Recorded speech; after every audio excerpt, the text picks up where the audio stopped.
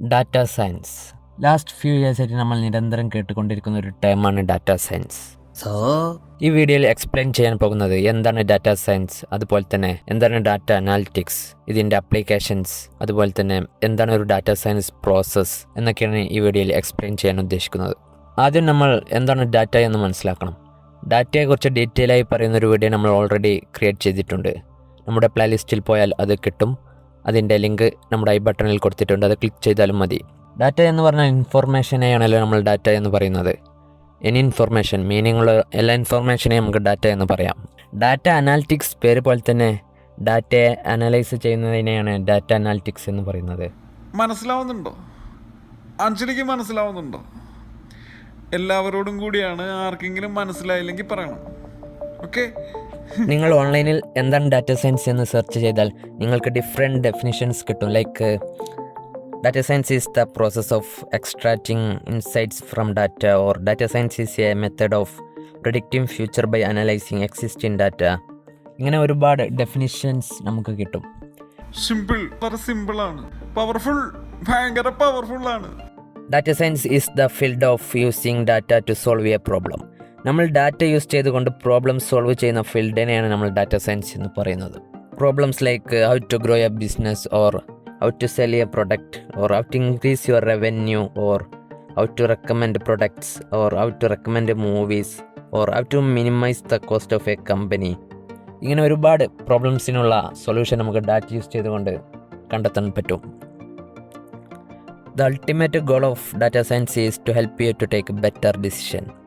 ഇനി നിങ്ങൾക്ക് ഡാറ്റ സയൻസിൻ്റെ അപ്ലിക്കേഷനും അതുപോലെ തന്നെ അതിൻ്റെ പ്രോസസ്സ് എല്ലാം പറയുമ്പോൾ കൂടുതൽ ഡീറ്റെയിൽ ആയി മനസ്സിലാവും. മനസ്സിലായോ? എനിക്കും കറക്റ്റായിട്ടൊന്നും മനസ്സിലായില്ല. 1960s ഡാറ്റ സയൻസിൻ്റെ തുടക്കം എന്ന് പറയുന്നത്. 1962 ജോൺ ടൂക്കി ഡാറ്റ അനാലിസിസ് എന്ന ടേം പറഞ്ഞത്.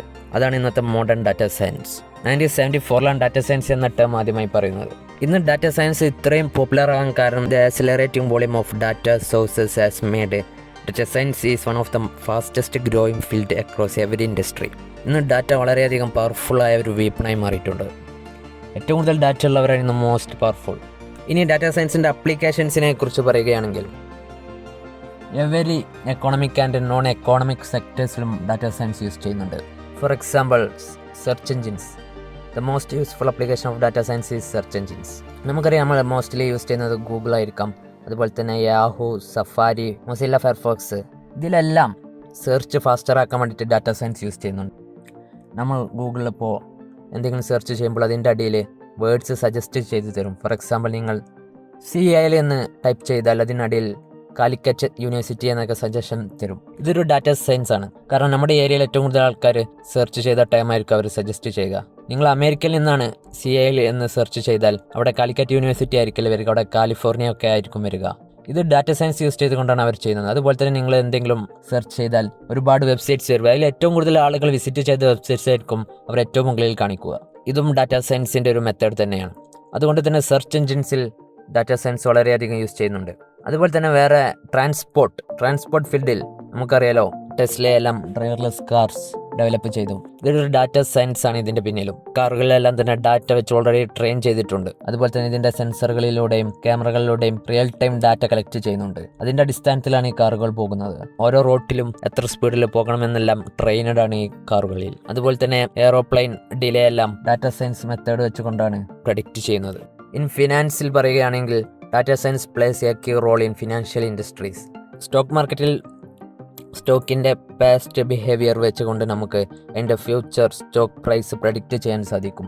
ഒരുപാട് കമ്പനീസ് ഇതിൻ്റെ അടിസ്ഥാനത്തിലാണ് സ്റ്റോക്ക് വാങ്ങുന്നതും വിൽക്കുന്നതുമെല്ലാം. അതുപോലെ തന്നെ ഇ കൊമേഴ്സ് സെക്ടറിൽ വന്നാൽ ആമസോൺ, ഫ്ലിപ്കാർട്ട് പോലുള്ള എല്ലാ വെബ്സൈറ്റിലും അവർ ഡാറ്റ സയൻസ് വളരെയധികം യൂസ് ചെയ്യുന്നുണ്ട്. ആമസോണിൻ്റെ ഒക്കെ റവന്യൂയുടെ 35% പ്രൊഡക്റ്റ് റെക്കമെൻഡേഷനിൽ നിന്നാണ് വരുന്നത്. ഒരു പ്രൊഡക്റ്റ് എങ്ങനെയാണ് റെക്കമെൻഡ് ചെയ്യുന്നത്? നമ്മുടെ ഡാറ്റ വെച്ചിട്ടാണ്. ഇപ്പോൾ നിങ്ങളിപ്പോൾ ഗൂഗിളിൽ ബെസ്റ്റ് ലാപ്ടോപ്സ് ഫോർ ഗെയിമിംഗ് എന്നൊക്കെ സെർച്ച് ചെയ്താൽ അവർക്ക് മനസ്സിലായി നിങ്ങൾ ലാപ്ടോപ്പ് വാങ്ങാൻ ഉദ്ദേശിക്കുന്നുണ്ട്. അപ്പോൾ പിന്നെ അവർ ആമസോണിൽ നിന്നും ഫ്ലിപ്കാർട്ടിൽ നിന്നുമെല്ലാം പ്രൊഡക്റ്റ് സജസ്റ്റ് ചെയ്യുന്നതും ആഡ്സ് വിടുന്നതുമെല്ലാം ലാപ്ടോപ്പിൻ്റെ ആയിരിക്കും. അതുപോലെ തന്നെ നിങ്ങൾ what is data science course എന്നെല്ലാം സെർച്ച് ചെയ്താൽ അവർക്ക് മനസ്സിലായി നിങ്ങൾ ഡാറ്റാ സയൻസ് കോഴ്സ് പഠിക്കാൻ ആഗ്രഹിക്കുന്നുണ്ട്.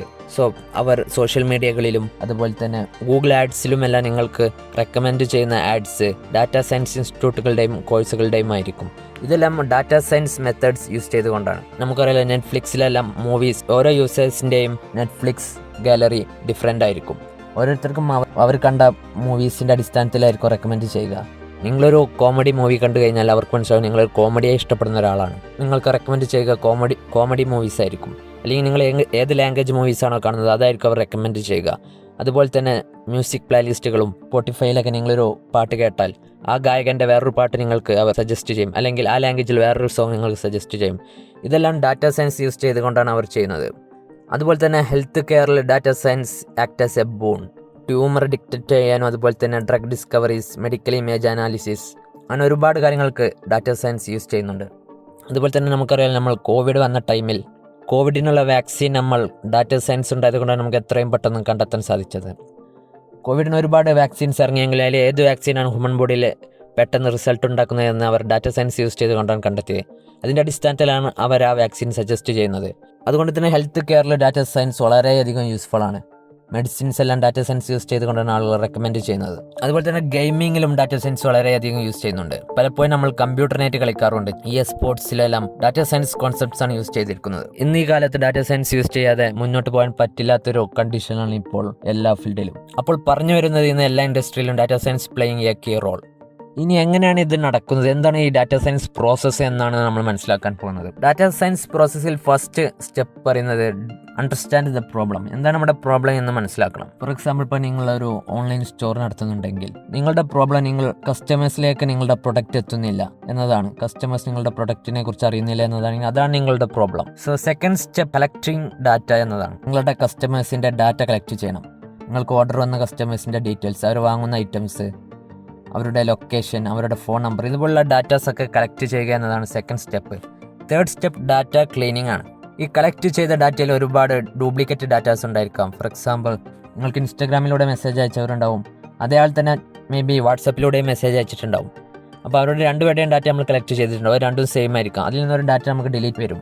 അതുപോലെ തന്നെ മിസ്സിംഗ് ഇൻഫർമേഷൻ ഉണ്ടായിരിക്കാം. നമുക്ക് ആവശ്യമില്ലാത്ത കുറേ ഡാറ്റാസും ഉണ്ടായിരിക്കാം. ഇതെല്ലാം നമ്മൾ ഡിലീറ്റ് ചെയ്ത് ഡാറ്റ സെറ്റ് ക്ലീൻ ചെയ്യുന്ന സ്റ്റെപ്പാണ് third stage. Next fourth step എന്ന് പറയുന്നത് ഡാറ്റ അനാലിസിസ്. നമ്മൾ ക്ലീൻ ചെയ്തെടുത്ത ഡാറ്റയെ നമ്മൾ അനാലിസിസ് ചെയ്ത് കഴിഞ്ഞാൽ നമുക്ക് ട്രെൻഡ്സ് അതുപോലെ തന്നെ പാറ്റേൺസ് മനസ്സിലാക്കാൻ സാധിക്കും.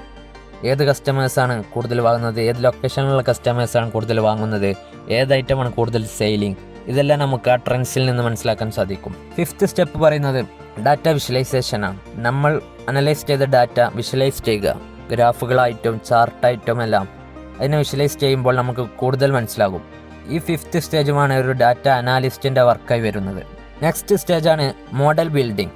നമ്മളൊരു മെഷീൻ ലേണിംഗ് മെത്തേഡ് ചൂസ് ചെയ്യണം പ്രഡിക്റ്റ് ചെയ്യുന്നതിന് വേണ്ടി.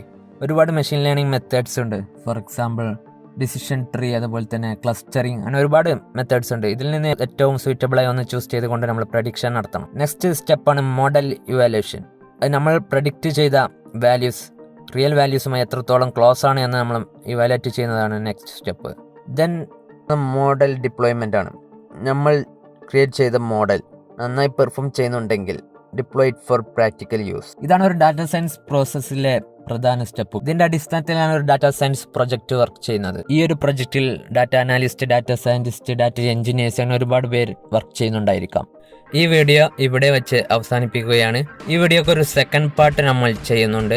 ആ സെക്കൻഡ് പാർട്ടിൽ ഡാറ്റാ സയൻസ് ഫീൽഡിന്റെ സ്കോപ്പിനെ കുറിച്ചും കരിയർ ഓപ്പർച്യൂണിറ്റീസിനെ കുറിച്ചും നമ്മൾ എക്സ്പ്ലെയിൻ ചെയ്യും. അതുപോലെ തന്നെ how to become a data scientist, data analyst, ഇതിനാവശ്യമായ സ്കിൽസ് എന്തൊക്കെയാണ് ഇതിൽ പഠിക്കുന്നത് എന്നെല്ലാം നമ്മൾ അതിൽ എക്സ്പ്ലെയിൻ ചെയ്യുന്നതാണ്. അതുപോലെ തന്നെ പൊതുവെ എല്ലാവർക്കുമുള്ള ഒരു ഡൗട്ടാണ് AI എങ്ങനെ ഡാറ്റാ സയൻസിനെ അഫക്റ്റ് ചെയ്യും, അതും നമ്മൾ ആ വീഡിയോയിൽ എക്സ്പ്ലെയിൻ ചെയ്യും. അപ്പോൾ ഡാറ്റാ സയൻസ്, ഡാറ്റ അനാലിസ്റ്റ് ഇതുമായി ബന്ധപ്പെട്ട വീഡിയോസാണ് നമ്മൾ ഈ ചാനലിൽ അപ്ലോഡ് ചെയ്യുന്നത്. ഡാറ്റാ സയൻറ്റിസ്റ്റ് അല്ലെങ്കിൽ ഡാറ്റ അനാലിസ്റ്റിന് ആവശ്യമായ ഒരുപാട് ട്യൂട്ടോറിയൽസ് നമ്മൾ ഈ ചാനലിൽ അപ്ലോഡ് ചെയ്തിട്ടുണ്ട്. അതുപോലെ തന്നെ ധാരാളം ട്യൂട്ടോറിയൽസ് ഇനിയും ഇതിൽ വരാൻ പോകുന്നുമുണ്ട്. അപ്പോൾ ഇതുപോലുള്ള വീഡിയോസ് നിങ്ങൾക്ക് ഉപകാരപ്പെടുമെങ്കിൽ ഈ ചാനൽ സബ്സ്ക്രൈബ് ചെയ്യുക. ഉപകാരപ്പെടുന്നവർക്ക് ഷെയർ ചെയ്യുക, ലൈക്ക് ചെയ്യുക.